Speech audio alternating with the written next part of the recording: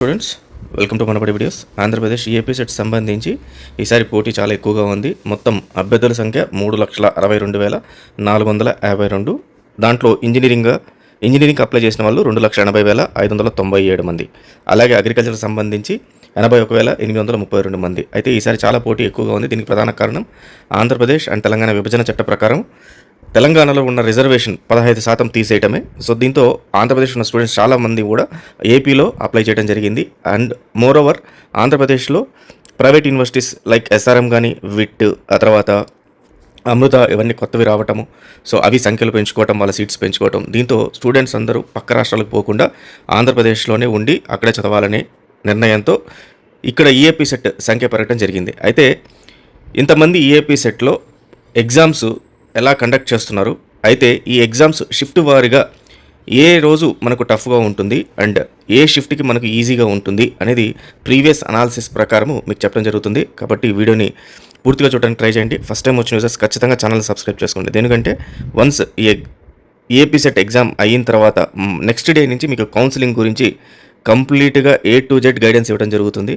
So ఇప్పటిదాకా AP set counselling మీరు ఎంతసేపటికి ఏపీ సెట్ సంబంధించి కోర్స్ ఎలా చదవాలి, ఎలా ఎగ్జామ్ రాయాలి అని తెలుసుకొని ఉంటారు తప్పితే కౌన్సిలింగ్ సంబంధించి మీకు తెలుసుకుంటారు. ఎవరు చెప్పే కాలేజ్లో కానీ లేకపోతే ఫ్యాకల్టీ కానీ ఎవరు చెప్పరు. సో ఇది మీకు ఫస్ట్ టైం కాబట్టి చాలా జాగ్రత్తగా మీరు కౌన్సిలింగ్ అటెండ్ అయితే టాప్ కాలేజెస్లో మీకు సీట్ ఎలా వస్తుంది, అది కూడా మీరు అనుకున్న కోర్సులో సీట్ ఎలా వస్తుంది అనేది గైడెన్స్ ఇవ్వడం జరుగుతుంది. ఇదంతా కూడా completely free of cost, only for subscribed users. అలాగే ఇట్లాంటి ఇంపార్టెంట్ డాక్యుమెంట్స్, ఇంపార్టెంట్ వీడియోస్ అన్నీ కూడా టెలిగ్రామ్ ఛానల్లో పెట్టడం జరుగుతుంది. సో టెలిగ్రామ్ ఛానల్ లింక్ డిస్క్రిప్షన్లో ఉంది, జాయిన్ అయిపోండి. ఏదైనా అలర్ట్ వస్తే ఇమీడియట్గా, ఏదైనా అప్డేట్ వస్తే మీకు ఇమీడియట్గా అలర్ట్ పంపించడం జరుగుతుంది. దీంతో మీరు ఏ లేటెస్ట్ ఇన్ఫర్మేషన్ కూడా మిస్ అవ్వరు. ఎంపీసీకి సంబంధించి ఎగ్జామినేషన్ మనకు 21 నుంచి స్టార్ట్ అవుతుంది. అప్ టు 27 దాకా ఎగ్జామినేషన్స్ ఉంటాయి. డైలీ 2 షిఫ్ట్స్ ఉంటాయి. టోటల్గా మనకు 14 షిఫ్ట్స్ ఎగ్జామినేషన్స్ అయితే జరుగుతాయి. సో ఏ రోజు మనకు ఏ షిఫ్ట్లో టఫ్గా వస్తుంది, ఏ షిఫ్ట్లో ఈజీగా వస్తుందో తెలుసుకునే ముందర అసలు ఎగ్జామినేషన్లో పేపర్ని ఎలా సెట్ చేస్తారు అనేది తెలుసుకుందాం. ఎంపీసీలో మ్యాథ్స్, ఫిజిక్స్, కెమిస్ట్రీ ఈ 3 సబ్జెక్టులలో ముందుగా మ్యాథ్స్లో మనకు క్వశ్చన్ పేపర్ ఎలా సెట్ చేస్తారంటే 50% మీకు టఫ్గా ఉంటుంది, 25% మోడరేట్గా ఉంటాయి క్వశ్చన్స్ అండ్ 25% ఈజీగా ఉంటాయి. ఇది మ్యాథ్స్కి సంబంధించి. ఫిజిక్స్కి సంబంధించి 33% మోడరేట్, 33% ఈజీ అండ్ 33% టఫ్గా ఇవ్వడం జరుగుతుంది. యాజ్ వెల్ యాజ్ కెమిస్ట్రీ కూడా. సో మీరు ఓవరాల్గా చూస్తే మీకు మ్యాథ్స్ అనే ఎగ్జామినేషన్ ఏదైతే ఉందో దీంట్లో నుంచి వచ్చే క్వశ్చన్స్ 50% మీకు టఫ్గా ఇవ్వడం జరుగుతుంది. సో ఈ రకంగా మ్యాథ్స్కి అనేది ప్రయారిటీ ఉంటుంది. ఈ రకంగానే క్వశ్చన్ పేపర్ అన్ని షిఫ్ట్స్కి సెట్ చేస్తారు.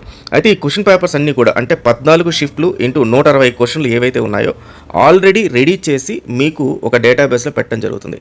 ఈ డేటాబేస్లో నుంచి షిఫ్ట్ 1 వాళ్ళకి టోటల్గా 160 క్వశ్చన్స్ కాబట్టి ఈ 160 క్వశ్చన్స్ నుంచి ఇక్కడి నుంచి రావడం జరుగుతుంది. అలాగే షిఫ్ట్ 2కి 160, అలాగే 14 షిఫ్ట్లకి 160 క్వశ్చన్లు ముందే అలొకేట్ చేసిన క్వశ్చన్స్ అయితే రావడం జరుగుతుంది. అయితే ఫస్ట్ షిఫ్ట్కి 160 రావాలి అని క్వశ్చన్స్ ఏవైతే సెట్ చేశారో అవే వస్తాయి. అంతే తప్పితే ర్యాండమ్ క్వశ్చన్స్ రావు. అంటే 14 × 160 క్వశ్చన్లలో నుంచి ర్యాండమ్గా ఏదో ఒక క్వశ్చన్ రాదు. అంటే ఆల్రెడీ ప్రీ డిటర్మైన్డ్గా ఈ 160 క్వశ్చన్స్ని వీళ్ళు రెడీ చేసి పెట్టుంటారు. ఆ రెడీ చేసిన టఫ్నెస్ ఇందాక చెప్పినట్టు మ్యాథ్స్కి ఎక్కువ ఉంటాయన్నమాట. అయితే ఈ షిఫ్ట్లో ఫర్ ఎగ్జాంపుల్ షిఫ్ట్ 1 ఏదైతే ఉందో దీంట్లో 160 క్వశ్చన్స్లో అందరి స్టూడెంట్స్కి అదే 160 క్వశ్చన్స్ వస్తాయంటే అందరికి కూడా ఇదే 160 వస్తాయి. అయితే ఫస్ట్ వచ్చిన క్వశ్చన్ ఒక స్టూడెంట్కి ఫస్ట్కి వచ్చిన క్వశ్చన్ ఇంకొక స్టూడెంట్కి 10th వస్తుంది, ఇంకో స్టూడెంట్కి 20th వస్తుంది. అంటే ఈ 160 నుంచి ర్యాండమ్గా పిక్ చేయడం జరుగుతుంది అనమాట. సో దీనివల్ల ఏంటంటే మాస్ కాపింగ్ అనేది దాన్ని స్టాప్ చేయొచ్చు అనేది ప్రధానమైన కారణం. బట్ ఈ 160 క్వశ్చన్స్ ఆ ఫస్ట్ షిఫ్ట్ వాళ్ళకి సేమ్ క్వశ్చన్స్ అన్నీ ఉంటాయి అన్నమాట. అయితే ఇప్పుడు ఏ షిఫ్ట్ వాళ్ళకి టఫ్గా ఉంటుంది, ఏ షిఫ్ట్ వాళ్ళకి ఈజీగా ఉంటుంది. ఓవరాల్గా మనం 14 షిఫ్ట్లలో చూసుకుంటే ఎవ్రీ టైం మనకు ఫస్ట్ షిఫ్ట్ ఏదైతే ఉందో ఫస్ట్ డే, సెకండ్ డే ఉన్న షిఫ్ట్స్, లాస్ట్ డే ఉన్న షిఫ్ట్స్ ఏవైతే ఉన్నాయో ఇవి చాలా టఫ్గా ఉంటాయి ప్రతిసారి. అండ్ రిమైనింగ్ మిడిల్లో ఉన్న షిఫ్ట్స్ ఏవైతే ఉన్నాయో మిడిల్ డేస్లో ఉన్న షిఫ్ట్స్ వీటిలో మోడరేట్ టు ఈజీగా ఉన్న షిఫ్ట్స్ వస్తాయన్నమాట. ఇది జనరల్ అనాలిసిస్. అంతే తప్పితే ఈ షిఫ్ట్లో టఫ్గా ఉంటుంది, ఈ షిఫ్ట్లో అనేది కన్ఫర్మ్ అయితే చేయట్లేదు. ఇయర్ మారే ఛాన్సెస్ కూడా ఉన్నాయి.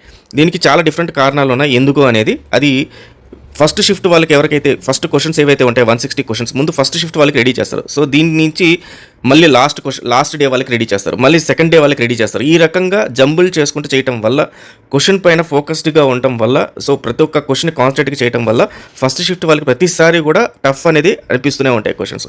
అయితే ఫస్ట్ షిఫ్ట్ వాళ్ళు కానీ లేకపోతే టఫ్గా వచ్చిన షిఫ్ట్ వాళ్ళు కానీ కంగారు పడాల్సిన అవసరం లేనే లేదు. ఎందుకంటే ఎవరికైతే టఫ్ వస్తుందో షిఫ్ట్, ఆ షిఫ్ట్ వాళ్ళకి మార్కులు పెరుగుతాయి. అండ్ ఎవరికైతే ఈజీగా వస్తుందో షిఫ్ట్, ఆ షిఫ్ట్ వాళ్ళకి మార్కులు తగ్గుతాయి. అంటే ఉదాహరణకి ఫస్ట్ షిఫ్ట్ వాళ్ళకి 100 మార్కులు 70 మార్కులు వచ్చాయి అనుకుందాం.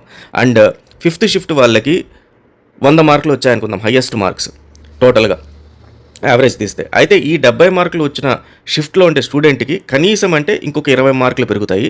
అండ్ ఈ 100 మార్క్స్ వచ్చిన స్టూడెంట్ ఎవరికైతే ఉన్నాయో ఈయనకి 10 మార్కులు తగ్గి 90 మార్కుల కింద వస్తుంది. అంటే ఈక్వల్ చేయడం జరుగుతుంది అనమాట. 90, 91 దగ్గర ఈక్వల్ చేయడం జరుగుతుంది. ఇవన్నీ కూడా మనకు డెసిమల్స్లో కనబడటం జరుగుతుంది. దీనికి కారణం ఏంటంటే దీన్ని నార్మలైజేషన్ అనే ప్రాసెస్ కింద కన్సిడర్ చేయడం జరుగుతుంది. ఎందుకంటే ఏ షిఫ్ట్ వాళ్ళకి టఫ్, ఏ షిఫ్ట్ వాళ్ళకి ఈజీ అనేది రాకుండా అందరికీ యావరేజ్గా అందరికీ కూడా సేమ్ టఫ్నెస్ రావాలి అనే ప్రధాన ఉద్దేశంతో ఈ రకంగా చేయడం జరుగుతుంది. ఈ నార్మలైజేషన్ అనే ప్రాసెస్ చాలా పెద్ద కాన్సెప్ట్. నెక్స్ట్ కమింగ్ వీడియోస్లో నేను మీకు ఎక్స్ప్లెయిన్ చేస్తాను. బట్ ఓవరాల్గా అయితే మాత్రం టఫ్ వచ్చిన షిఫ్ట్ ఎవరైతే ఉన్నారో వాళ్ళకైతే ఖచ్చితంగా మార్కులు 10 నుంచి 15 మార్కులు పెరుగుతాయి. తెలంగాణలో కూడా ఇదే జరిగింది. అండ్ ఎవరికైతే ఈజీగా వచ్చినాయో వాళ్ళకి 5 నుంచి 10 మార్కులు తగ్గటం జరుగుతుంది. సో ఇదే ప్రకారంగా మీకు ఏపీ కూడా ఈసారి ఇదే ప్రకారంగా జరుగుతాయి. ఒకసారి ఎగ్జామ్ అయిన తర్వాత సర్వే అనేది కండక్ట్ చేయడం జరుగుతుంది. మనం ఎవ్రీడే ఎవ్రీ షిఫ్ట్ ఆ సర్వేలో పాల్గొనండి. మీరు కూడా ఆ సర్వేలో మీరు అప్డేట్ చేయండి ఎట్లా వచ్చిన టఫ్నెస్ అనేది. సో దాన్ని బట్టి మనం ఫైనల్ అనాలిసిస్కి వద్దాము, ఏ షిఫ్ట్ వాళ్ళకి పెరుగుతుంది, ఏ షిఫ్ట్ వాళ్ళకి తగ్గుతుందని. So all the best students, thank you very much.